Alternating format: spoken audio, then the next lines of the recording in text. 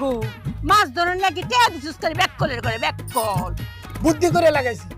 মানুষের যখন রুচি চেঞ্জ হয় এক এক সময় একটা খাইতে মন চাই, মাছের তো রুচি চেঞ্জ হয়। হ্যাঁ, এই রুচি চেঞ্জের কারণে আমি তো বুঝতে পারি নাই ব্যাককলা ছিল। এই জন্য বুদ্ধি করে টাকা লাগাইছি। যে মাছের যেটা কিনে খাইতে ইচ্ছা করবো এটা খাইবো, খাইয়া আমার পড়শিতে ঝুলে থাকবো। তোর মাথা তো অনেক বুদ্ধি হয়ে পড়ছে রে নাকি না?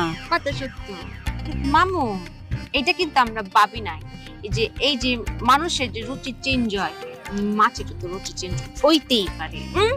কিন্তু ধরো মামু, মাছ এই টাকা দিয়ে তার পছন্দ মতো খাবার খেলো, কে যদি বেইমানি করে না সে ব্যাককল মতো কত কম করে।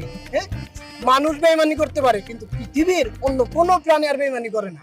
এই যে মাছ, ভাববো কি যে মনিবের টাকাতে আমি জিনিস খাইছি, ওর নুন খাইছি, ওর গুণ গাইতে হইব।